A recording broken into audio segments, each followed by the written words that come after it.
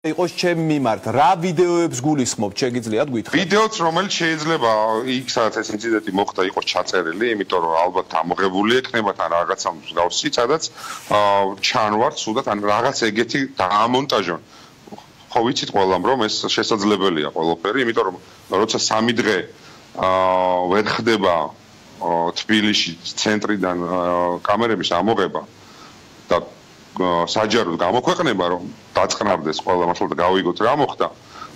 მე დიდი ეჭვი მაქვს რომ ასევე ხდება სხვა რაღაცეების დამონტაჟებაც თქვენ ძალიან კარგად ხედავთ და უყურებთ ეს ტელევიზიით როგორ იკრიბებიან მასთან სხვადასხვა საგამოძიებო უწყების ხელმძღვანელი პირები ფინანსური პოლიციის ამ შემთხვევაში და არ ვიცი ხელმძღვანელი პირები არიან თუ არა მაგრამ შინაგან საქმეთა სამინისტროს ამ შემთხვევაში რასთან გვაქვს საქმე მას მფარველობს ვინმე თუ მას აქვს თავად ისეთი გავლენები რომ შეუძლია ამ საქმეს მისცეს თავისთვის სასარგებლო მიმართულება მე არ მინდა პეტრი პოლიტიკური განცხადებების გაკეთება და პოლიტიკაში გადაჭრა ნამდვილად ყველასთვის ცნობილია მისი გავლენები კონკრეტულად ფინანსური პოლიციისა და პროკურატურის მისამართით ის ერთი უწყების ხელმძღვანელიც იყო და მეორე უწყების ხელმძღვანელიც იყო და შემდგომში წამოსვლის მან იქ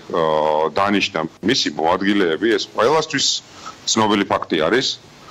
შესაბამისად არ არის ახლა რაღაც ამოვარდნილი ლოგიკიდან და არ არის შორს სიმართლისგან იმის თქმა რომ რა თქმა უნდა ზეგავლენები ექნება და პირდაპირ ადასტურებს მისი განცხადება გუშინდელი რომ ის ფლობს ინფორმაციებს მას ამ ინფორმაციებს აწვდიან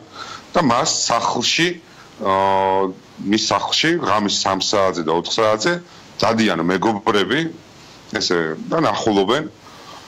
თან ისე რომ თან სახლშიც არ არის ოთარ ფარცხალაძე უბრალოდ აი საინტერესოა ერთი რამ აი თქვენ ახსენეთ რომ ჩემზე რატომ აგროვებთ კომპრომატებსო ასე მომმართავ აი ამ კომპრომატებში რა შეიძლება იგულისხმებოდეს რა დასკვნას